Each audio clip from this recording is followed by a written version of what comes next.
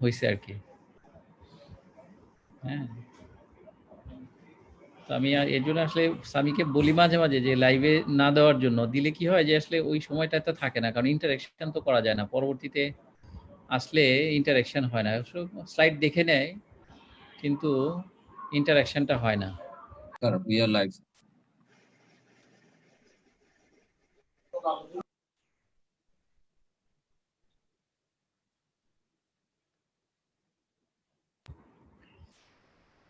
শুরু না? ইয়েস আমি। Yes, sir. আচ্ছা, আসসালামু আলাইকুম। আমি doctor Mohammad Ferdousur Rahman, associate professor, department of internal medicine, Bangabandhu Sheikh Mujib medical university থেকে। ডিপার্টমেন্ট অফ ইন্টারনাল মেডিসিনের পক্ষে প্লাস আমি এক্স রে উপর ক্লাস নিচ্ছি গত কিছুদিন যাবত। তার মধ্যে আজকে আমরা ক্লাস নিব এক্স রে স্কাল এর সেকেন্ড লেকচার। এর আগে আমরা একটা ক্লাস নিয়েছি এক্স রে স্কালের উপর, যেটার মধ্যে ছিল আমাদের বিভিন্ন ধরনের লাইটিক লিশনসের উপরে আমাদের ইয়েটা ছিল, ক্লাসটা ছিল। আজকে আমরা এক্স রে স্কাল করলে যে কিছু ডেন্স শ্যাডো পাওয়া যায়, সেই ডেন্স শ্যাডোগুলির উপরে কিছু আলোচনা করব। আমাদের পরীক্ষার জন্য ইম্পর্টেন্ট যদি বলি, মূলত লাইটিক লিশনগুলি বেশি important then the dense shadow. কিন্তু ডেন্স শ্যাডোগুলো আমাদের প্র্যাকটিক্যাল ইম্পর্টেন্স অনেক হয়তো বেশি। পরীক্ষাতে কিন্তু বেশিরভাগ ক্ষেত্রে লাইটিক লিশনসের এক্সরেগুলো বেশিরভাগ ক্ষেত্রেই আসে, তবে ডেন্স শ্যাডো কিন্তু যে কোনো সময় পরীক্ষায় আসতে পারে। সেই জন্য আমাদের ডেন্স শ্যাডোর যে কি কি ডিফারেন্সিয়াল হতে পারে, কি ধরনের ডায়াগনোসিস হতে পারে, এই জিনিসগুলো হয়তো আমাদের একটুকু জানা থাকা দরকার। এটা আমাদের পেশেন্ট ম্যানেজ করতে গেলেও লাগবে, অনেক সময় ওয়ার্ডের পেশেন্ট হতে পারে, কখনো কখনো আমাদের নিজস্ব চেম্বারের পেশেন্ট হতে পারে। কাজেই আমাদের এই ডেন্স শ্যাডো যদি পাই, তাহলে কিভাবে আমরা অ্যাপ্রোচ করব বা কি ফাইন্ডিং এর উপর ভিত্তি করে কি ডায়াগনোসিস আমাদের হবে, আমরা সেটাকে ডিফারেন্সিয়েট করার চেষ্টা করব আজকে। এই ডেন্স শ্যাডোর মাঝখানেও আমাদের আরো দু একটা ইম্পর্টেন্ট টপিক আজকে শেষ হয়ে যাবে, যেটা পরীক্ষাতে আমাদের প্রায়ই আসে, বিভিন্ন লেভেলের পরীক্ষাতে আসে, ফেজ এ, ফেজ বি বলেন, এফসিপিএস, এমডি, হ্যাঁ, অথবা মেডিসিন অ্যালাইড, নন অ্যালাইড, যে কোনো সাবজেক্টেই কিন্তু আমাদের এটা প্রায়ই আসে। শেষের দিকে আমরা সেই এক্সরেগুলো দেখার চেষ্টা করব। ডেন্স শ্যাডো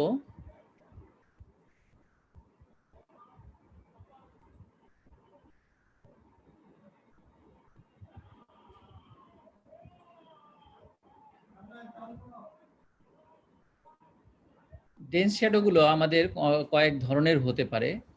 এটাকে যদি আমরা এরকমভাবে বলি যে লোকালাইজড ডেন্সিটি, তো লোকালাইজড ডেন্সিটি যদি হয় তাহলে কি কি কারণ আমাদের হতে পারে।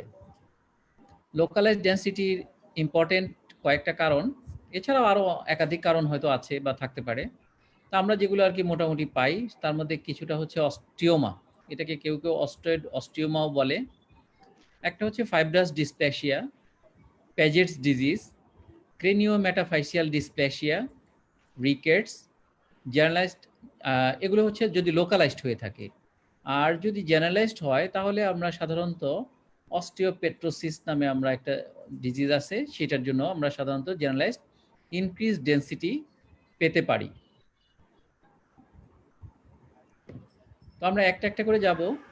যদি আমরা প্রথমেই শুরু করি সেই অস্টিওমা দিয়ে, বা যাকে বলে অস্ট্রয়েড অস্টিওমা, এটা হচ্ছে মোস্ট প্রাইমারিলি বিনাইন বোন টিউমার অফ ক্লেভেরা। ক্লেভেরা মিনস আছে আমাদের স্কাল, যেটা সেটাকে আমরা বলি ক্লেভেরা। আর কমনলি অ্যাফেক্ট দ্য প্যারানাজাল সাইনাস, মানে সেন্টারের দিকে থাকে সাধারণত, হ্যাঁ, ফ্রন্টাল অ্যান্ড ইথময়েডাল, দেন ফেনোয়েডাল।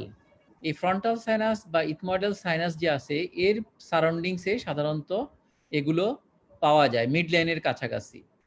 তাহলে এগুলি কেমন থাকে, রেডিওলজিক্যাল ফিচারকে যদি আমরা দেখি, চিন্তা করি, তাহলে এগুলো থাকে অস্ট্রয়েড অস্টিওমা, মানে অস্টিওমা মানে একটা বোনসের tumour, benign tumour.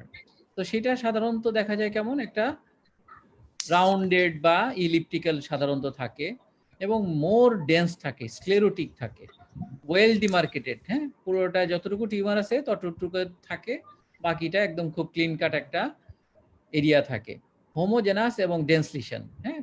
Homogeneous, dense, rounded, sclerotic, well demarcated. এই যে কতগুলো ব্লু গ্রিন করা আছে, এই কথাগুলো আমাদের জন্য যদি পাওয়া যায়, দেখেন আমরা যদি পোস্টেরিয়র ক্র্যানিয়াল ফসা নিচের দিকেও একটা পাওয়া যাচ্ছে এখানে, যদিও একটু রেয়ার। আমরা বলেছিলাম যে সাইনাসের কাছাকাছি থাকে, এটা সাইনাসের বাইরেও কিন্তু অনেক সময় থাকতে পারে, হ্যাঁ, পেছনের দিকে। তো সেখানেও দেখেন একটা রাউন্ডেড, ডেন্স, হোমোজেনাস, হ্যাঁ, ক্লিন কাট মার্জিনওয়ালা একটা শ্যাডো আছে। এবং এইরকম শ্যাডো যদি থাকে এখানে, যেমন আছে, আমরা যদি ল্যাটারাল ফিল্ম দেখি, ল্যাটারাল ফিল্মটাতে আসছে এরকম, আর যদি এপি ফিল্ম দেখি তাহলে এইরকম, হ্যাঁ, ল্যাটারাল ফিল্মের আরেকটা লিশন এরকম। তো এই যে যদি লিশন পাই তাহলে এটাকে আমরা সাধারণত অস্টয়েড অস্টোমা হিসেবে চিন্তা করব। এগুলো সাধারণত 2 to 3 সেন্টিমিটার ডায়ামিটারের মধ্যেই লিমিটেড থাকে, এগুলো খুব বেশি বড় সাধারণত হয় না। এই যে লিশনগুলি পাচ্ছি, এগুলো কিন্তু একটু খেয়াল রাখতে হবে যে আমাদের পরবর্তীতে এই লিশনগুলো এক্স-রেতে হয়তো প্রায় সিমিলার দেখাবে। আরো কিছু এক্স-রে আমরা দেখব পরবর্তীতে, যেগুলোতে এরকম একটা ড্যান্স শ্যাডো আছে, কিন্তু এটাকে ডিফারেনশিয়াল ডায়াগনোসিস কিন্তু জোর দিয়ে বলা মুশকিল, বা প্রভিশনাল ডায়াগনোসিস বলা মুশকিল যে এটা অস্টিওয়েড অস্টিওমা। এটা ডিফারেনশিয়াল ডায়াগনোসিস আমাদের পরবর্তীতে আসলে বলতে হবে। যদি আমরা কিছুই না জানি তখন আসলে এগুলো ডিফারেনশিয়াল হিসাবে আসবে। যেহেতু আমরা টপিক অনুযায়ী পড়ছি, সেই জন্য আমরা একটা একটা করে ডেসক্রিপশন দিয়ে যাচ্ছি। এগুলোকে ডিফারেনশিয়েট করতে গেলে কিন্তু আমাদের মেইনলি লাগবে হচ্ছে সিটি হেড, এবং সিটি হেড করলেই 3D এবং 3D রিকনস্ট্রাকশন করলে আমরা ডেফিনিটলি বলতে পারবো যে দিস ইজ অস্টিওমা বা আদার প্যাথোলজি, যেগুলো আমাদের পরবর্তীতে ডিফারেনশিয়াল হিসেবে আসবে। এরপর আমরা বলছিলাম যে আরেকটা লিশন হতে পারে যেটাকে বলে ফাইব্রাস ডিসপ্যাসিয়া। এই এক্স-রে গুলো কিন্তু আমরা যখন স্টুডেন্ট ছিলাম তখনও দেখেছি, হ্যাঁ। তো এখন আজকাল অবশ্য একটু কম দেখতেছি, কারণটা অবশ্য বলা মুশকিল, কিন্তু আমরা এখন আগের চেয়ে কিছুটা কম পাই। আমরা আজকের সেশনটাতে কিছু কিছু প্যাথোফিজিওলজি গুলো জেনে নিব। এটা যেহেতু এই আজকের টপিকটা একটুকু রেয়ার বা কম পাওয়া যায়, সেই জন্য ওই ডিজিজটার একটুকু বেসিক কথা যদি জানা থাকে তাহলে আমাদের ডিজিজটা বুঝতে হয়তো সহজ হবে। সেই জন্য আজকে আমরা ওই প্রত্যেকটা ডিজিজেরই কিছু কিছু বেসিক জিনিস বলার চেষ্টা করব। তো ফাইব্রাস ডিসপ্লেসিয়াটা কি? This is an developmental disorder of the bone which সিজেস growth and maturity of the bone. একটা স্টেজে গিয়ে আটকিয়ে যায়, তারপরে সাধারণত আর প্রোগ্রেশন হয় না। এটা medullary bones is replaced with well defined area of fibrous tissue later on ossify. তাহলে প্রথমে এটা ফাইব্রাস টিস্যু দিয়ে রিপ্লেস হবে বোনগুলো, এবং সেই ফাইব্রাস টিস্যুর মধ্যে ক্যালসিফিকেশন হয়ে এটা আলটিমেটলি একটা স্ট্রাকচার দিবে, যেটাই ultimate or final radiological feature of the fibrous dysplasia অথবা pathology of the fibrous dysplasia. Radiological ফিচারটা কেমন থাকে? এখানেও প্রায় ওই রকমেরই, কিন্তু ওইরকম ক্লিন কাট থাকবে না। দেখেন এখানে একটা আছে, ওপাসিটি আছে, এখানেও কিছুটা ওপাসিটি আছে।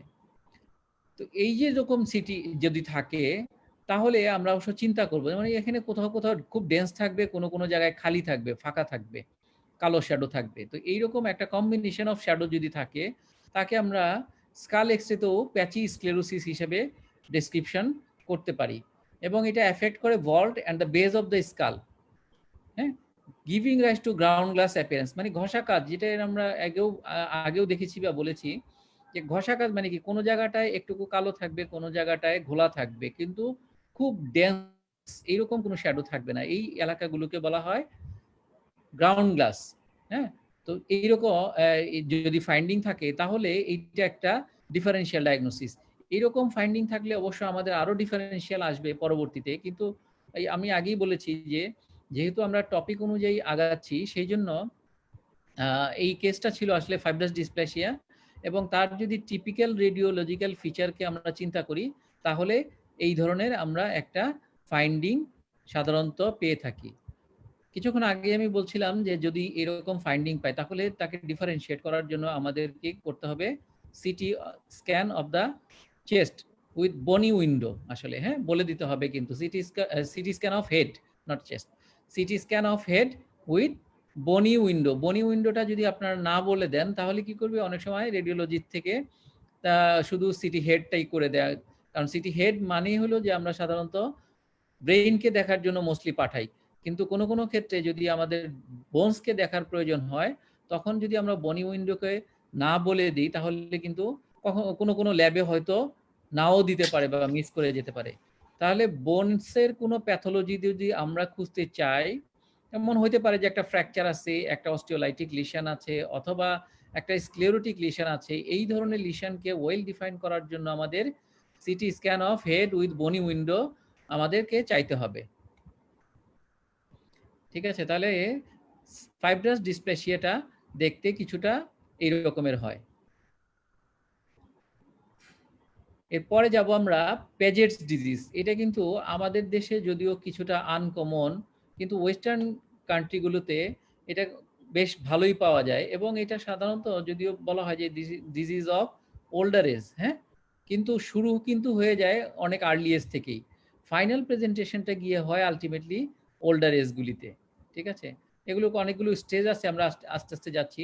তাহলে পেজেটস ডিজিজটা হচ্ছে কি, it's characterized by uncoupling of the bone formation and resorption with resultant bone thickening and weakening।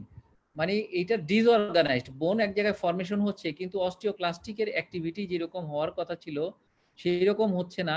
মানে অস্টিওব্লাস্টিক এবং অস্টিওক্লাস্টিকের অ্যাক্টিভিটির ডিসঅর্গানাইজেশনের জন্য আলটিমেটলি এই প্যাজেজ ডিজিজটা হয়ে থাকে। ইনিশিয়ালি দেয়ার ইজ এক্সেস রিজর্পশন, মানে অস্টিওব্লাস্টিক ক্লাস্টিক অ্যাক্টিভিটিটা বেশি থাকে, আলটিমেটলি অস্টিওব্লাস্টিক অ্যাক্টিভিটিটা বেশি হয়ে গিয়ে বোন ফরমেশন করে। এবং আমরা যদি এক্সরেতে দেখি কেমন হয় বোনসগুলি হয়ে থাকে সাধারণত, যে আমরা জানি যে প্যাজেস ডিজিজগুলো ফ্ল্যাট বোনগুলিকে ইনভলভ করে, ইউজুয়ালি ফ্ল্যাট বোন, ক্রেনিয়ামকে ধরে, আপনার ম্যান্ডিবলকে ধরে, ফেসের বোনকে ধরে, স্ক্যাপুলাকে ধরে, তাই না, বড় বড় ফ্ল্যাট বোন যেগুলো আছে, পেলভিস যে বোন আছে, এগুলোতে সাধারণত ধরে। যেহেতু আজকে আমরা স্কাল নিয়ে আলোচনা করব, সেই জন্য আজকে আমরা স্কালের জিনিসগুলি শুধু এখানে দেখছি। এটা একটা এক্সরে স্কাল, যেখানে দেখা যাচ্ছে যে আপনার ফেসের বেশ বড় একটা এরিয়াতে একটা স্ক্লেরোটিক বা হাইপার ডেন্সিটি ইজ দেয়ার। মাঝখানে মাঝখানে কিন্তু কিছু কিছু কালো কালো এরিয়াও আছে।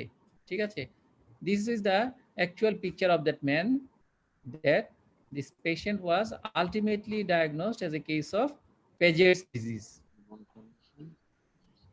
Paget disease এর আমি যেটা বলছিলাম যে এখানে কয়েকটা ফেজ থাকে। ইনিশিয়ালি এখানে increase osteoclastic activity result in bone resorption with osteoblastic activity lagging behind. মানে প্রথম দিকে অস্টিওক্লাস্টিকের অ্যাক্টিভিটিটা বেশি বেশি থাকে, যার জন্য এখানে অস্টিওপোরোসিস নিয়ে প্রথম দিকে আসতে পারে।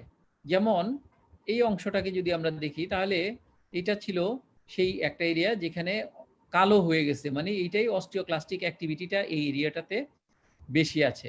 একটা এরপরে যায় হচ্ছে ইন্টারমিডিয়েট, মানে মাঝামাঝি অবস্থা। এখানে অস্টিওক্লাস্টিক এবং অস্টিওব্লাস্টিক অ্যাক্টিভিটিটা দুইটারই কনকমিটেডলি চলতে থাকে, যার জন্য রিজর্ভ কেমন হয়, কর্টিকোমেডালারি ডিফারেন্সিয়েশন ইজ লস্ট। অ্যাকচুয়াল যে স্ট্রাকচারটা থাকে সেই স্ট্রাকচারটা লস হয়ে যায়, কিন্তু কোনো কোনো জায়গায় দেখা যাবে যে অস্টিওব্লাস্টিক অ্যাক্টিভিটি বেশি, মানে সাদা বেশি, কোনো কোনো জায়গায় একটুকু কালো বেশি, মিন অস্টিওক্লাস্টিক অ্যাক্টিভিটিটা বেশি। কাজে অস্টিওক্লাস্টিক অ্যাক্টিভিটি থাকলে সেই জায়গাগুলো থাকবে কালো, অস্টিওব্লাস্টিক অ্যাক্টিভিটি থাকলে সেই জায়গাগুলো থাকবে সাদা সাদা, মানে ওই জায়গায় নতুন নতুন বোন ফর্মেশন হচ্ছে। ঠিক আছে, এবং লেট স্টেজে যদি যাই আমরা, তাহলে একদম আলটিমেটলি যখন ফাইনাল স্টেজে চলে যায় বা অ্যাডভান্স স্টেজে চলে যায়, তখন সেখানে অস্টিওব্লাস্টিক অ্যাক্টিভিটিটা প্রিডমিনেন্স থাকে, এবং ওই সময়টাতেই দেখা যায় কটনুল অ্যাপিয়ারেন্স, মানে কোনো জায়গায় সাদা, কোনো জায়গায় একদম কালো ওভেনের মতো দেখা যাবে, এটাকে বলে কটনুল অ্যাপিয়ারেন্স। কাজে তিনটা ফেজ থাকে আমরা প্যাজেটস ডিজিজে, যদি বলি ইনিশিয়াল লাইটিক ফেজ বা hot phase, intermediate mixed phase, আর late sclerotic or cold phase. এই তিনটা হচ্ছে আমাদের প্যাজেটস ডিজিজের তিনটা স্টেজ। এটা হচ্ছে আমাদের সেই লেট স্টেজের একটা এক্সরে, যেখানে আমরা দেখতে পাচ্ছি এটাকে ডেসক্রিপশন দেওয়ার জন্য দেখেন এখানেও আছে, কোনো কোনো জায়গায় বেশ ভালো সাদা, কোনো কোনো জায়গায় কালো এবং লাইটিক আছে। মানে এখানে অস্টিওক্লাস্টিক অ্যাক্টিভিটি বেশি আছে, এই সাদা অংশগুলিতে অস্টিওব্লাস্টিক অ্যাক্টিভিটি বেশি আছে। এটাকে ডেসক্রিপশন করার জন্য কোনো radiologist salt and paper appearance বলা হয়। তার মানে যদি একটা এক্স-রে স্কাল হোয়াইট থাকে, বড় থাকে, তার মধ্যে যদি এইরকম সাদা এবং কালোর একটা কম্বিনেশন থাকে, তাহলে এটা একটা পেজেস ডিজিজ হওয়ার সম্ভাবনা আছে, এবং সেখানে যেই অ্যাপিয়ারেন্সটা থাকে তাকে টিপিক্যালি বলা হয় salt and paper appearance. Differential diagnosis, কাজে আমি কিছুক্ষণ আগেই বলছিলাম যে এইরকম যদি কোনো একটা লেশন থাকে তাহলে সাধারণত তাদের ডিফারেনশিয়াল ডায়াগনোসিস বলতে হয়। কি কি হইতে পারে? অস্টিওস্ক্লেরোটিক মেটাস্টেসিস একটা ডিফারেনশিয়াল ডায়াগনোসিস। আমরা এর আগের এক্সরেতেও দেখেছি বিভিন্ন রকমের মাল্টিপল লাইটিক লিশন থাকে। লাইটিক লিশন আছে, আবার এখানে অস্টিওব্লাস্টিক অ্যাক্টিভিটি আছে বা হোয়াইট শ্যাডো আছে, combination of shadow is there. কাজে এইটা ডিফারেনশিয়াল ডায়াগনোসিস। মাল্টিপল মায়োলোমাও কিন্তু আমাদের আসবে। আর যেটা বলছিলাম যে পেজেটস ডিজিজ তো একটা ডিফারেনশিয়াল ডায়াগনোসিস আসবে, যদি আমাদের স্কালের সাইজটা কিছুটা বড় দেখা যায়, তাহলে কিন্তু আমাদের পেজেটস ডিজিজ একটা গুড ডিফারেনশিয়াল ডায়াগনোসিস। এই যে তিনটা আমরা দেখলাম, তিনটাকে আলটিমেটলি ডায়াগনোসিস করার জন্য লাগবে আমাদের CT scan of head with bony window, এবং কনফার্ম করা হয় সাধারণত বোন সিন্টিগ্রাফি করে, এবং আলটিমেটলি বোন বায়োপসি বায়োপসি করেই আলটিমেটলি কনফার্ম করা হয়। আমরা কিছুক্ষণ আগেই দেখলাম যে প্যাজেটস ডিজিজ এবং ফাইব্রাস ডিসপ্লেসিয়া প্রায় কিন্তু কাছাকাছি, মানে ওইখানেও কিন্তু কিছু ডেন্স শ্যাডো ছিল, কিছু হোয়াইট শ্যাডো ছিল। প্যাজেটস ডিজিজের মধ্যেও আমাদের ইনিশিয়ালি শুধু লাইটিক লিশন বা কালো শ্যাডো ছিল, পরবর্তীতে মিক্স আপ এবং আলটিমেটলি সাদা কালোর একটা মিশ্রণ ছিল। কাজেই দুইটাই একটা ডিফারেনশিয়াল ডায়াগনোসিস হবে, কিন্তু ক্লিনিক্যালি বা এক্স-রে দেখে আমরা কিভাবে ডিফারেনশিয়েট করতে পারবো যে এটা more in favour of diagnosis of Paget disease or more in favour of fibrous ডিসপ্যাসিয়া।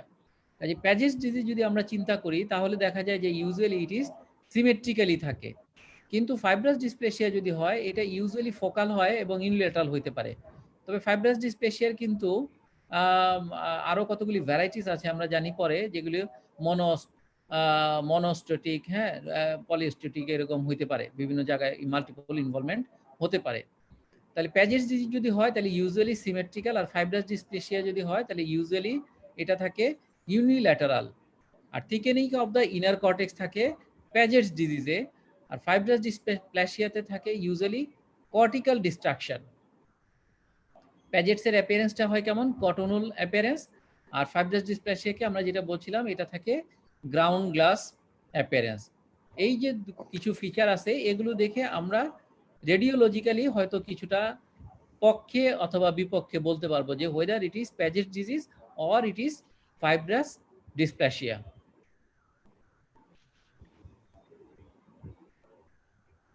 এরপরে যাচ্ছি আমরা ক্র্যানিওমেটাফাইসিয়াল dysplasia.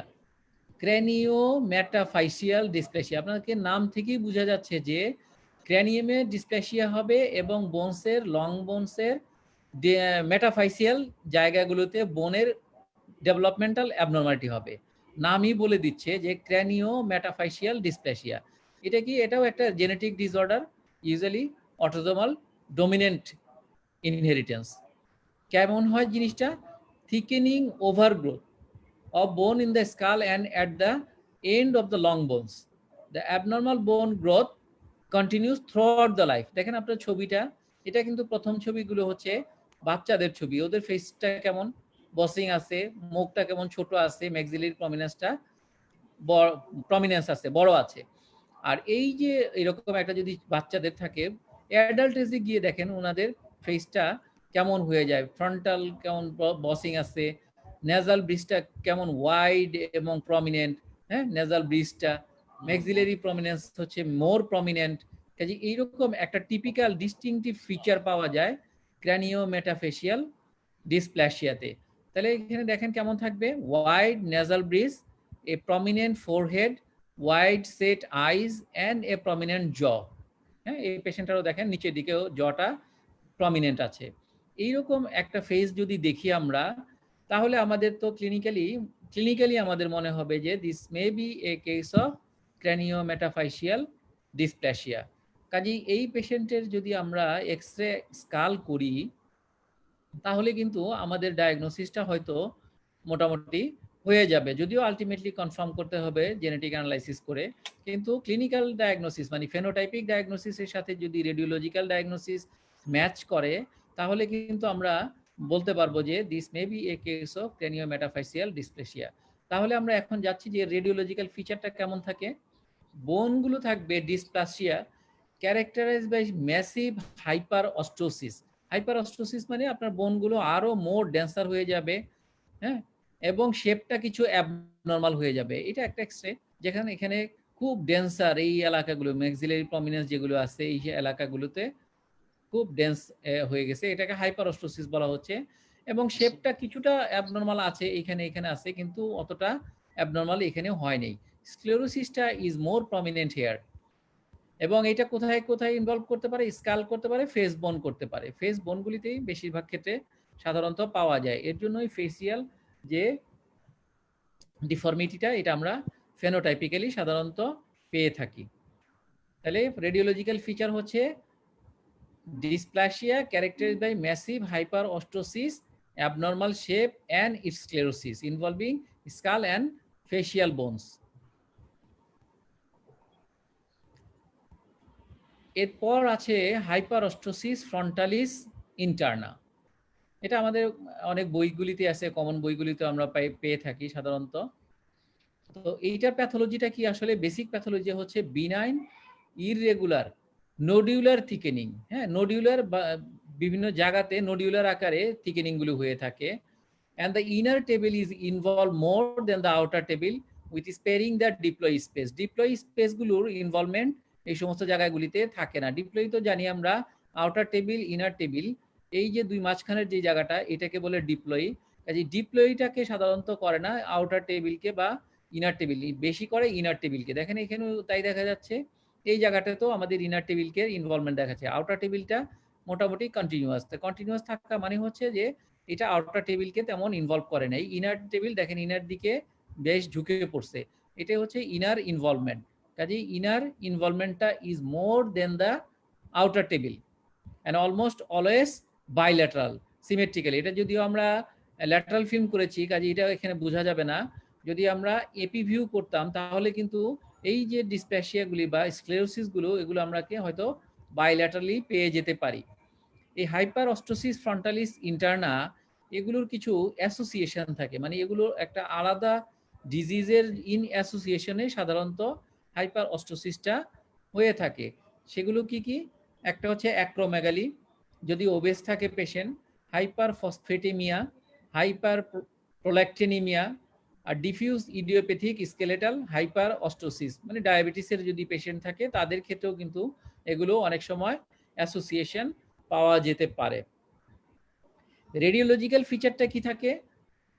Irregular thickening of the frontal bone with characteristics sparing of the midline. যেহেতু আমরা এখানে এই প্রিভিউটা দেখাই নাই, সেজন্য এখানে ল্যাটারাল ফিল্মতে যা বোঝা যাচ্ছে যে থিকেনিং গুলো দেখেন, এখানে কিছু কিছু জায়গায় থিকেনিং আছে ইরেগুলার, এখানেও কিছু আছে। এটা আসলে more irregular than this regular pathology. তাহলে আমরা এতক্ষণ পর্যন্ত লোকালাইজ যেই ডেন্সিটি আছে সেটা দেখলাম। এখন আমরা যাচ্ছি ডিফিউজ জেনারেলাইজ ইনক্রিজ বোন ডেন্সিটি। এটার মূলত একটাই ইম্পর্টেন্ট কারণ, সেটাকে বলে অস্টিওপেট্রোসিস। এটার আরো কিছু নাম আছে, কেউ কেউ মার্বেল বোন ডিজিজ বলে, এছাড়া কিছু সায়েন্টিস্টের নাম আছে, অ্যালবার্ট সামথিং ডিজিজ এরকম। এটা হচ্ছে একটা অটোজোমাল ডমিনেন্ট অথবা রিসেসিভ, দুইটা ফর্মেই কিন্তু এটা আমরা পেতে পারি। এখানে কি হয় আসলে মেইন প্যাথোলজি ডিফেক্টিভ অস্টিওক্লাস্টিক রিজর্পশন, মানে অস্টিওক্লাস্টের অ্যাক্টিভিটিটা কমে যায়, যার জন্য বোনের যে রিমডেলিং বা স্পঞ্জিও বন্ড ফর্ম করা সেটা হয়ে ওঠে না। শুধু অস্টিওব্লাস্ট তার বন্ড ফর্ম করতে করতে করতে দেখা যায় এক্সেস বোন ফর্মেশন হচ্ছে, কিন্তু স্ট্রাকচারালি যে স্ট্রেনদেন বোন থাকার কথা সেটা হয় না, যার জন্য বোনসে ক্যালসিয়াম বেশি কিন্তু বোনগুলো থাকে ফ্রায়াবল, অল্পতেই ভেঙে যায়, অল্পতেই ফ্র্যাকচার হয়ে যায়। ঠিক আছে, তাহলে রেডিওলজিক্যাল ফিচারটা কেমন থাকে? Diffuse increase density affecting all bones of the skull vault as well as base, মানে হোল স্কালটাকেই ইনভলভ করে। এটা কিন্তু শুধু স্কালকে করে না আসলে, এই অস্টিওপেট্রোসিস কিন্তু ইনভলভ করে অল দ্য স্কেলিটন। আমরা যেহেতু স্কাল বোন আজকে পড়তেছি সেই জন্য আমরা স্কালকে আলোচনা করতেছি। এটা কিন্তু আপনার অল স্কেলিটনকেই ইনভলভ করে, ঠিক আছে? এবং আরেকটা ফিচার থাকে, যেহেতু এখানে অস্টিওব্লাস্টিক অ্যাক্টিভিটিগুলো বেশি থাকে সেই জন্য সাইনাসগুলো ওইরকমভাবে ওয়েল ফর্ম হয় না, ঠিক আছে? যার জন্য পিএনএস মানে প্যারানেজাল সাইনাস এবং ম্যাস্টয়েড এয়ার সেলগুলিও কিন্তু ভালো বোঝা যায় না, একদম সলিড স্ট্রাকচার হয়ে যায়। এক্সরেতে দেখেন এখানেও মাস্টয়েড এই যে কি বলে আমাদের সাইনাসটা কিন্তু এখানে ভালো বোঝা যাচ্ছে না। এটা হচ্ছে আমাদের একটা অস্টিওপেট্রোসিস পেশেন্টের ছবি, যাদের প্রেজেন্টেশনটা এরকম অনেক সময় পাওয়া যেতে পারে। দেখেন ফেসটা কেমন একটু বড় বড়, কারো কারো ক্ষেত্রে এরকম স্কোলিসিস থাকতে পারে, সবার থাকবে এরকম না, হ্যাঁ, যে কোনো থাকতে পারে আর কি। জাস্ট একটা পিকচার দেখানোর জন্য। এটা একটা ডেসক্রিপশন ছিল, 17-year-old male with osteopetrosis, typical cranial deformity. Cranial ডিফর্মিটিটা এরকম থাকতে পারে, ফেস একটু বড় থাকতে পারে, হেডটা, হ্যাঁ, থোরাসিক স্কোলিসিস এই পেশেন্টের আছে। এইটা যদি দেখেন আপনারা এই এক্সরেটা, এই এক্সরেটাতে দেখেন ওই আগের এক্সরেটার মতো কিন্তু অত স্ক্লেরোসিস নাই। এটা মোটামুটি আর্লি একটা স্টেজ, যেখানে কিছুটা হলেও বোঝা যাচ্ছে যে ডিপ্লয়েড স্পেসটাও কিছুটা ক্লিন কাট, কিন্তু মোর ডেন্সার দেন দ্য নর্মাল এক্সরে।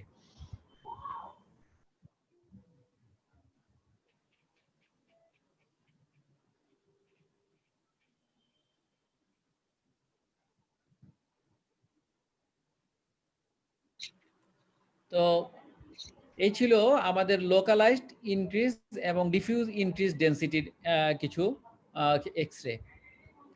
আমরা জানি যে ইন্ট্রাক্রেনিয়াল ক্যালসিফিকেশনও কিন্তু ভেরিয়াস ফর্মে হয়ে থাকে। তো ইন্ট্রাক্রেনিয়াল ক্যালসিফিকেশনগুলোর ক্যারেক্টারিস্টিক্স কেমন হয় সেইটা আমরা এখন দেখার চেষ্টা করব। তো ইন্ট্রাক্রেনিয়াল ক্যালসিফিকেশন আর রিলেটিভলি কমন, ওই যে এর আগে যে এক্সরেগুলি দেখলাম তার চেয়েও কিন্তু মোর কমন হচ্ছে আমাদের এই এক্সরেগুলো। যেটা আমি প্রথমেই বলেছিলাম যে এই ক্যালসিফিকেশন, এই হোয়াইট ডেন্সিটিগুলো দেখার জন্য কিন্তু আমাদের মোস্টলি লাগবে হচ্ছে সিটি স্ক্যান, এবং সিটি স্ক্যান করলেই কিন্তু আমরা ক্লিয়ারলি বলে দিতে পারবো যে এটা কি স্কালের বোনসের নাকি ইন্ট্রাক্রেনিয়াম না কোথায়। কাজেই এটা দেখি আমরা সাধারণত ডায়াগনোসিসটা কনফার্ম করি।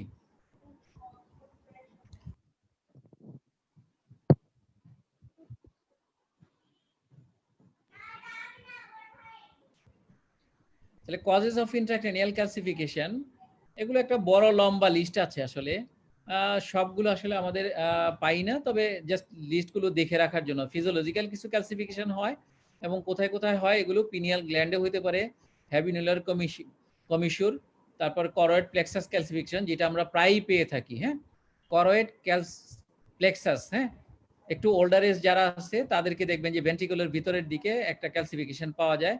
ফক্স সেরিব্রি, এটা কিন্তু এক্সরেতে পাওয়া যায় কম, এটা সিটি স্ক্যান করলে সাধারণত পাওয়া যায়। ফক্স সেরিব্রিল যদি থাকে সেখানেও কিন্তু অনেকের ওল্ডার এজে সাধারণত ক্যালসিফিকেশন আমরা পেতে পারি।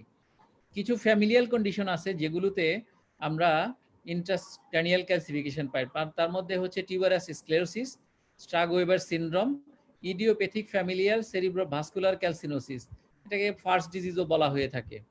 আর কিছু আছে মেটাবলিক কজ, যার মধ্যে হাইপোপ্যারাথাইরয়েডিজম অ্যান্ড সিউডো হাইপোপ্যারাথাইরয়েডিজম, এগুলোতেও আমরা অনেক সময় ইন্ট্রাক্রেনিয়াল ক্যালসিফিকেশন পেয়ে থাকি। এটা হচ্ছে যে জাস্ট একটা ফ্লো চার্ট মনে রাখার জন্য কেমন পেতে পারি। ইন্ট্রাক্রেনিয়াল ক্যালসিফিকেশন যেটা ফিজিওলজিকের মধ্যে যেই এই জিনিসগুলো আমরা ক্যালসিফিকেশন পেতে পারি।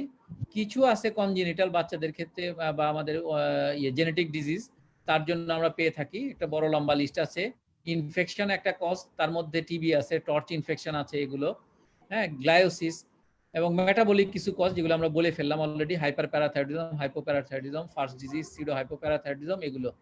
হ্যাঁ, টিউমার, কিছু টিউমার আছে ইন্ট্রাক্রেনিয়াল টিউমার যেগুলো ক্যালসিফিকেশন করে, তার মধ্যে এই একটা লম্বা লিস্ট আছে। কিছু ভাস্কুলার ক্যালসিফিকেশন আছে, যে এভিএম যদি থাকে তার মধ্যে হইতে পারে, অন্য সময় ভেনাস ওয়াল বা অ্যানোরিজম যদি থাকে তাহলে সেগুলো ক্যালসিফিকেশন হতে পারে।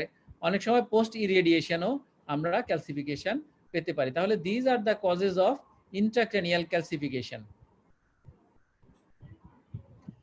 কিছু স্পেসিফিক প্যাটার্ন দেখে আমরা সাধারণত ডায়াগনোসিস করতে পারি যে এই ডিজিজটা এই হতে পারে, যে ক্যালসিফিকেশনের প্যাটার্ন দেখে। যদি টিউবারাস স্ক্লেরোসিস হয় তাহলে ক্যালসিফিকেশনটা কেমন থাকে? ক্যালসিফাইড শ্যাডো পাওয়া যাবে parenchymal nodule as the caudothalamic group, আর পাওয়া যাবে ক্যালসিফাইড কর্টিক্যাল টিউবার্স। হ্যাঁ, একটা সলিড স্ট্রাকচারের মতো সাধারণত ইউজুয়ালি পাওয়া যায়। আর শাগওয়েবার যদি পায় তাহলে কেমন পাই? জাইরিফর্ম ক্যালসিফিকেশন। এটা আমরা সবাই জানি এবং অনেক জায়গায় ছবি দেখেছি আমরা বইতে, তাই না? জাইরিফর্ম একটা ট্র্যাম লাইক ক্যালসিফিকেশন থাকে, ইউজুয়ালি ইউপসিল্যাটারাল এবং হেমি অ্যাট্রফি পাওয়া যায়। টক্সোপ্লাজমোসিস যদি হয় তাহলে কেমন থাকে? এটা প্যারেনকাইমাল ক্যালসিফিকেশন থাকে, মানে ব্রেইনের প্যারেনকাইমার মধ্যে ক্যালসিফিকেশনগুলি পাওয়া যায়, আর কিছু তেমন পাওয়া যায় না। সাইটোমেগালো ভাইরাস যদি হয়ে থাকে তাহলে এটা পেরিভেন্টিকুলার রিজিয়নে যদি ক্যালসিফিকেশন থাকে তাহলে আমরা তাহলে এটাকে সাইটোমেগালো ভাইরাস ইনফেকশন হিসেবে অনেক সময় চিন্তা করতে পারি। রুবেলা যদি হয় তাহলে কেমন থাকে? বাইল্যাটারাল গ্লোবাস প্যালিডাস ক্যালসিফিকেশন যদি পাই, এটা ইউজুয়ালি রুবেলাতে পাওয়া যায়। টিবি যদি হয় তাহলে ক্যালসিফাইড গ্র্যানুলোমা হিসেবে আমরা পেতে পারি। হাইপার প্যারাথাইরয়েডিজম ফার্স্ট ডিজিজ, এগুলো সাধারণত বেজাল গ্যাংলিয়া, থ্যালামাস এবং সাবকর্টিক্যাল, যেখানে আমাদের এক্সট্রা পিরামিডাল পার্টগুলো আছে সেই পার্টের নিউক্লিয়াসগুলিতে ইনভলভ করে। অলিগোডেন্ড্রোগ্লায়োমা যদি হয় তাহলে কেমন থাকে? ক্যালসিফাইড ইন্ট্রাএক্সিয়াল ফ্রন্টাল মাস লিশন হিসেবে পাওয়া যেতে পারে, মানে যেখানে লিশন আছে সেইখানে সেই রিজনটাতে পাওয়া যায়। ম্যানিনজিওমা যদি হয় তাহলে দেখা যায় কি সাধারণত এক্সট্রা এক্সিয়াল ডুরামেটারের নিচে, মানে জাস্ট বোনসের কাছাকাছি পাওয়া যায় পেরিফেরাল এরিয়াতে এবং বোনসের সাথে অ্যাটাচ থাকে ইউজুয়ালি। ক্র্যানিওফেরিঞ্জিওমা যদি হয়ে থাকে তাহলে কেমন পাওয়া যায়? ক্যালসিফাইড সুপ্রাসেলার সলিড, সুপ্রাসেলার রিজনে এটা পাওয়া যাবে ক্র্যানিওফেরিঞ্জিওমা। আমরা যদি lateral X-ray lateral CT scan দেখি তাহলে পাওয়া যাবে। এগুলো কিন্তু আসলে স্পেশালি সিটি স্ক্যানই দেখতে হবে, এক্সরে স্কালে কিন্তু আমরা তেমন ভালো পাবো না। জাস্ট আমরা জেনে রাখি যেন কেমন পাওয়া যেতে পারে ক্যালসিফিকেশনগুলো। ক্যালসিফাইড এভিএম এটা আমরা এক্সরেতেও পেতে পারি, কনফার্ম করতে হবে আমাদের সিটি করে। ক্যালসিফাইড অ্যানোরিজম প্রায় সেম, একই জিনিস। আর মিনারেলাইজিং ম্যাক্রো অ্যাঞ্জিওপ্যাথি যদি হয় তাহলে সাধারণত একটা পোস্ট ইরেডিয়েশন ব্রেন টিউমার ছিল, রেডিয়েশন দেওয়া হয়েছে, এরপরে আমরা যদি পাই তাহলে এরকম একটা ক্যালসিফিকেশন পেতে পারি। এই যে একটা ছবি, এটা কিন্তু দেখলে আমাদের সবারই শর্ট কেসে, স্পেশালি যদি কারো এরকম একটা শর্ট কেস দেয় তাহলে কিন্তু আমাদের ক্লিনিক্যালি ডায়াগনোসিস করতে বলা হয় অনেক সময়। একটা ছবি দিল বা একটা মানুষের থাকলো শর্ট কেস হিসাবে দিয়ে বললো যে তুমি কি কি জিনিস জানতে চাও পরীক্ষার সময়, তাহলে জানতে হবে যে তার কোনো ক্যালসিফিকেশন কি বলে কনভালশন, আনকনশাসনেস, এই সমস্ত হিস্ট্রি আছে কিনা, তার উইকনেস আছে কিনা, এই সমস্ত জিনিসগুলো। এই কেসগুলো কিন্তু আমাদের দেশে যদিও আমরা একটু কম পাই বা কম দেওয়া হয় পরীক্ষাতে, কিন্তু যারা বাইরের পরীক্ষা দেয়, স্পেশালি এমআরসিপি পরীক্ষা দেয় বা দিবেন আপনারা, তাদের জন্য কিন্তু এই ধরনের কেসগুলি ভেরি ইম্পর্টেন্ট এবং এটা খুব ভালো করে জানতে হবে। হ্যাঁ, স্টাগওয়েবার সিনড্রোম, স্টাগওয়েবার সিনড্রোম, কাজে এই যে এই কেসগুলো, এগুলোর কিন্তু ইন ডিটেইলি আপনাদেরকে জানতে হবে, কারণ এগুলো শর্ট কেসে থাকে, রেডিওলজিতে থাকে, প্রায় জায়গাতেই থাকবে, আমাদেরও কিন্তু যে কোনো সময় আসতে পারে। তো এটার কেমন থাকে? ডিজিজটা হচ্ছে কি, এটাকে বলে এনসেফালো ট্রাইজেমিনাল অ্যাঞ্জিওমেটোসিস, নামেই কিন্তু বলে দিচ্ছে। হ্যাঁ, এনসেফালো মানে ব্রেইন, ট্রাইজেমিনালো মানে ট্রাইজেমিনাল নার্ভের ডিস্ট্রিবিউশনে অ্যাঞ্জিওমেটোসিস, এক্সেস ক্যাপিলারিজ বা এক্সেস ভাস্কুলার একটা অ্যাবনর্মালিটি, নামই বলে দিচ্ছে। কাজে এইরকম একটা নাম থেকেই আমরা বুঝতে পারবো ডেসক্রিপশনটা কি হতে পারে। তাহলে ব্রেইনের ইনভলভমেন্ট থাকে, ফেসে ইনভলভমেন্ট থাকে, তাহলে neurological, it is a neurological disorder marked by a distinctive port wine stain, on the forehead, scalp and around the eyes, caused by presence of excessive amount of capillaries near the surface of the skin, একদম উপরের দিকে থাকবে, যার জন্যই এরকম লাল বা port wine একটা appearance দেখা যায়, একদম স্কিনের জাস্ট সুপারফিশিয়াল এরিয়াতে থাকে। এই রকমের একটা পেশেন্ট যদি থাকে, আমরা যদি চিন্তা করি this may be a case of Sturge Weber syndrome, আমরা জাস্ট একটা এক্সরে স্কাল ল্যাটারাল ভিউ করলে যদি টিপিক্যালি এরকম একটা ফাইন্ডিং পেয়ে যায় তাহলে কিন্তু আমরা মোটামুটি ডায়াগনোসিস কনফার্ম করে ফেলতে পারি যে দিস ইজ স্ট্রাগ-ওয়েবার সিনড্রোম। কেমন থাকে রেডিওলজিক্যাল ফাইন্ডিংটা? দেখেন একটার সাথে আরেকটা সমান্তরাল, হ্যাঁ, একটার সাথে আরেকটা সমান্তরাল, যে সাদা সাদা, একটু গ্যাপ, আবার সাদা সাদা, ঠিক আছে, এই যে সাদা সাদা দেখেন, ট্রাম লাইন, রেল লাইনের মতো, হ্যাঁ, train track, rail, tram line, অথবা জাইরিফর্ম, যে আমাদের জাইরাসগুলি আছে, জাইরাসকে যেরকম ডিস্ট্রিবিউশন আছে সেই রকম করে তার একটা ক্লাসিফিকেশন, এইটা যদি থাকে তাহলে this is typical of Sturge Weber syndrome, ঠিক আছে।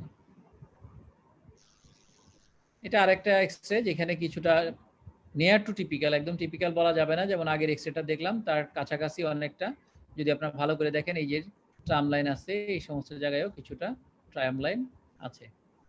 কাজেই আমাদের যদি একটা মানুষ বা একটা শর্ট কেস থাকে ওই রকম, তার একটা এক্সরে করলে যদি এরকম একটা ফাইন্ডিং পাই আমরা, তাহলে ডায়াগনোসিসটা মোটামুটি বলে দিতে পারবো যে দিস ইজ দ্য ডায়াগনোসিস। এবং এটা থাকে মোস্টলি ইন অক্সিপিটাল এরিয়াতে, হ্যাঁ। এখন যাব আমরা ভাস্কুলার ক্যালসিফিকেশন। এমন এটা কেমন থাকে? এটা curvilinear midline calcification in the wall of the aneurysm of the vein of gallon. Vein of gallon এটা অবশ্য বুঝতে গেলে আপনাদের আবার ব্রেইনের ভাস্কুলার সাপ্লাই, স্পেশালি আর্টারিয়াল এবং ভেনাস সাপ্লাইটা দেখতে হবে। এটা হচ্ছে আমাদের একটা মিডলাইন যে ভেইন আছে মাঝখান বরাবর ব্রেইনের, সেই ভেইনটার ডাইলেটেশন, অ্যানিউরিজম হয়ে গেছে এবং সেই অ্যানিউরিজমের ওয়ালের মধ্যে ক্যালসিফিকেশন আছে, হ্যাঁ। এটা আমরা দেখছি এন্ড অন ভিউ, যার জন্য একটা কয়েনের মতো মনে হচ্ছে, হ্যাঁ, একটা হোলের মতো মনে হচ্ছে, হ্যাঁ। ল্যাটারাল ফিল্ম যদি দেখি আমরা তাহলেও সেখানে একদম কার্ভিলিনিয়ার মতো দেখা যাচ্ছে, কার্ভিলিনিয়ার, এটা ওই সেই ভেইন অফ গ্যালানের অ্যানোরিজমের ওয়াল, এটার ক্যালসিফিকেশন হয়ে গিয়ে আমাদের এই রকম একটা অ্যাপিয়ারেন্স পাওয়া যাচ্ছে। এরকম যদি আমরা কাউকে দেখি বা শর্ট কেস থাকে আমাদের, একটা মানুষ মুখে একনির মতো দেখা যাচ্ছে, তাই না? একনির মতো আমরা দেখলে প্রথমে অনেকেই দেখে ভাববে যে acne, but this is not acne. একটু ভালো করে যদি দেখেন, এগুলো ছোট ছোট ছোট ছোট একদম ছোট ছোট টিউবার বলে এটাকে, টিউবার, হ্যাঁ। স্কিনের উপরে ফাইব্রোমা, স্কিন ফাইব্রোমা, ছোট ছোট, এটা হচ্ছে একটু লেস কি ইয়াঙ্গার এজ, আর এই this patient is somewhat older patient, ঠিক আছে। কাজে ফেসে যদি আমরা এরকম একটা ফাইন্ডিং পাই, এরকম টিউবার যদি পেয়ে যাই, এবং ওই সমস্ত পেশেন্টগুলোকে আমরা কিন্তু তখন আদার পার্টকে ভালো করে এক্সামিন করতে হবে, specially skin in other parts, hands দেখতে হবে, ফিটস দেখতে হবে। যদি ফিটের মধ্যে আমরা এরকম গ্রোথ পেয়ে যাই, ফেসের মধ্যে এরকম গ্রোথ পেয়ে যাই, তাহলে কিন্তু ডায়াগনোসিস মোটামুটি ক্লিনিক্যালি বলতে পারবো যে this is tuberous sclerosis. Patient যদি আমাদেরকে আরো হিস্ট্রি দেয় যে তার একটা কনভালশন ছিল, আনকনশাসনেস ছিল, হ্যাঁ, এইরকম যদি হিস্ট্রি দেয়, তাহলে কিন্তু দিস ইজ টিউবারাস স্ক্লেরোসিস হিসেবে আমরা ডায়াগনোসিস করে ফেলতে পারবো। এবং সাথে তো আমাদের আদার সাপোর্টিভ ইনভেস্টিগেশন লাগবেই, কিন্তু আমরা যদি এক্সরে করি, এক্সরে করলেই কিন্তু আমরা ডায়াগনোসিসটা বলে দিতে পারবো যে দিস ইজ টিউবারাস স্ক্লেরোসিস। তাহলে এটা কি ডিজিজটা? This is multi system autosomal dominant genetic disease characterized by non cancerous tumour to grow in the brain, kidney, liver, heart, eye, lungs and skin, সব জায়গাতেই হতে পারে। Physical manifestations are due to formation of hamartia, malformed tissue such as the cortical tuber, hamartoma, অথবা facial angiofibroma and subependymal nodule। মানে আমরা এটাকে যদি CT scan করি তাহলে আমরা এগুলো পেতে পারি।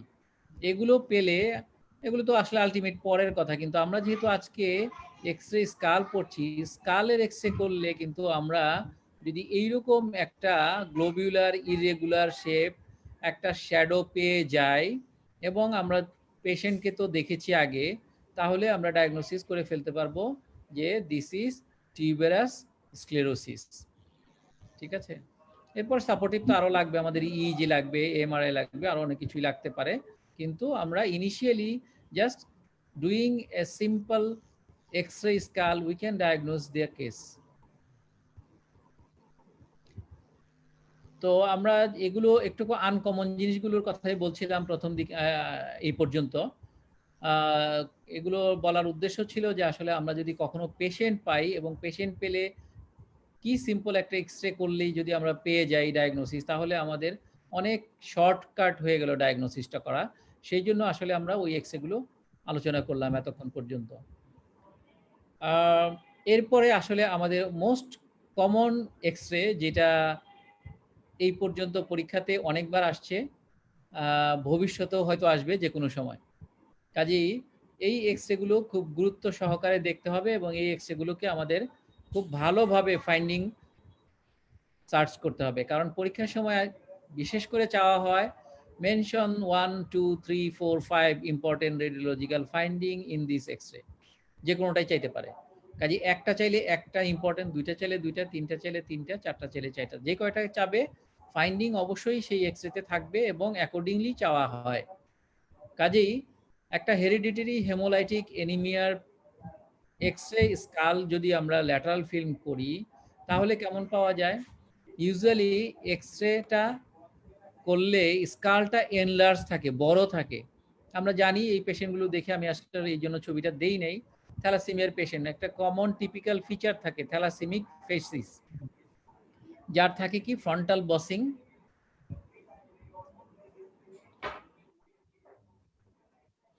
যার ফ্রন্টাল এবং প্যারাইটাল বসিং থাকে এবং হেডটা এনলার্জ থাকে। আপনারা সবাই জানেন নোজটা ফ্ল্যাট থাকে। হ্যাঁ, কাজে স্কালকে যদি এনলার্জ থাকে আমরা ফেনোটাইপিক্যালি, তাহলে তো এক্স-রে স্কাল করলেও আমরা ওইরকম বড় পাবো। কাজেই সেই বড় একটা স্কাল পাবো। থিনিং অফ আউটার টেবিল, আমরা জানি যে যেহেতু এখানে মেডুলারি হেমোপাইসিসটা বেশি বেশি হচ্ছে, এক্সট্রা মেডুলারি হচ্ছে, সেই জন্য এখানকার যে ডিপ্লয় স্পেসটা আছে এই ডিপ্লয় স্পেসগুলি ওয়াইডেন হইতে থাকবে এবং ওয়াইডেন যদি হইতে থাকে তাহলে কি করবে, আউটার যে কর্টেক্স আছে সেই আউটার কর্টেক্সটাকেও সে আরো চাপাইতে থাকবে, বড় হইতে থাকবে। হতে হতে আউটার টেবিলটা কোনো এক সময় একেবারে খুব থিন হয়ে যাবে, পাতলা হয়ে যাবে। এটাই বলা হচ্ছে thinning of the outer table. আর ওয়াইড ডিপ্লয় স্পেস হবে with coarsen trabecular giving rise to hair on appearance. মানে এই যে যে মাঝখানের যে আমাদের ট্রাবিকুলে আছে এটা যেহেতু ওয়াইডেন হচ্ছে, এক্সপানশন হচ্ছে, হতে হতে আউটার টেবিলকেও ধরে ফেলছে, তাহলে এই ধরে ফেলার মাঝখানে মাঝখানে যেখানে অ্যাক্টিভ ন্যারোগুলি ডেভেলপ করবে সেগুলো কিছুটা হেয়ার অন এন্ড অ্যাপিয়ারেন্স দেখাবে। এবং এখানেও কিন্তু দেখেন আপনারা কিন্তু হোয়াইট দেখা যায়, বেশ হোয়াইট দেখা যায়। এর জন্যই কিন্তু আমরা আজকে এই হোয়াইট শ্যাডোটার মাঝখানেই এক্স-রে স্কালের পার্ট হিসেবে আমরা এটাকে আজকে ডিসকাস করছি। তবে এটা হোয়াইট শ্যাডো বা লাইটিক শ্যাডোর মধ্যে আমরা চিন্তা না করে এটাকে অ্যাজ এ হোল চিন্তা করব যে হেরিডিটারি হেমোলাইটিক অ্যানিমিয়ার জন্য টিপিক্যালি কি কি ফিচারগুলো সাধারণত পাওয়া যায়। ঠিক আছে, কোনো কোনো ক্ষেত্রে আমরা সাইনাসটা অবলিটারেটেড পেতে পারি। হ্যাঁ, এটাও কিছু আমাদের এক্স-রে যেটা আমরা অ্যান্টেরিয়র পোস্টেরিয়র ভিউ করছি। দেখেন আপনারা এখানে কত ওয়াইড হয়ে গেছে, দুই দিকে ওয়াইড বড়। এখানে একদম টিপিক্যালি দেখা যাচ্ছে হেয়ার অন এন্ড অ্যাপিয়ারেন্স কাটা কাটা কম্বের মতো আর কি, চিরুনির মতো। ঠিক আছে, এখানেও ঠিক তাই, হেডটা বড় আছে, অনেক বড়, হেয়ার অন এন্ড অ্যাপিয়ারেন্স হয়ে গেছে। এগুলোর কিন্তু রিলেভেন্ট অনেক কোশ্চেন আছে, যদিও আমরা ওই সমস্ত কোশ্চেনগুলিতে আজকে যাব না।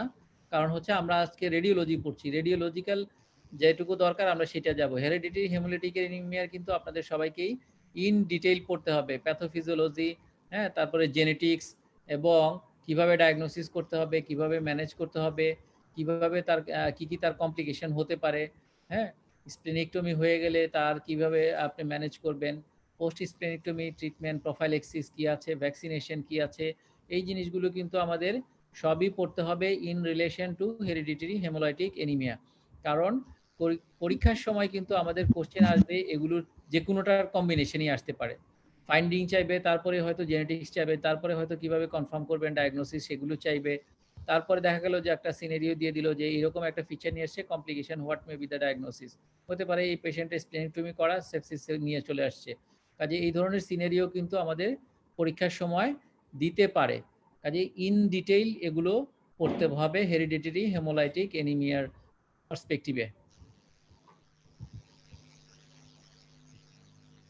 এগুলো আরো কিছু এক্স-রে হেরিডিটারি হেমোলাইটিক অ্যানিমিয়ার। ঠিক আছে, বড় একটা skull, hair on end appearance, এখানেও ঠিক তাই, ডিপ্লো স্পেসটা বড় হয়ে গেছে উপরের দিকে। এখানে পেরিফেরিতে যদি হেয়ার অন এন্ড অ্যাপিয়ারেন্স থাকে, this is hereditary haemolytic anaemia, আর কোনো বিকল্প ডায়াগনোসিস নেই। আরেকটা ইম্পর্টেন্ট এক্স-রে আমাদের পরীক্ষার সময় থাকে এবং থাকার সম্ভাবনাই বেশি, এর আগেও কয়েকবার আসছে। এইটার কয়েকটা ইম্পর্টেন্ট ফাইন্ডিং সবসময় খেয়াল রাখতে হবে। আমরা যদি অ্যাক্রোমেগালির এক্স-রে দেখি বা আমাদের একটা এক্স-রে স্কাল দেখে মনে হয় যে this may be a case of acromegaly, তাহলে আমাদের দেখতে হবে যে প্রথমেই স্কালটা কেমন আছে, বড় আছে কিনা, ওয়াইড আছে কিনা, এনলার্জ আছে কিনা। বড় যদি থাকে তাহলেই দেখতে হবে যে নিচের দিকের ম্যান্ডিবলটার প্রট্রিশন আছে কিনা, যাকে বলি আমরা প্রগনাথিজম। হ্যাঁ, এনলার্জ এনলার্জ অক্সিপিটাল প্রোটিউবেরেন্স, দেখেন এখানে প্রোটিউবেরেন্সটা কেমন প্রমিনেন্স আছে। কাজে এই ফাইন্ডিংগুলি কিন্তু যদি থাকে কখনো পরীক্ষার সময়, তাহলে কিন্তু চাইতে পারে।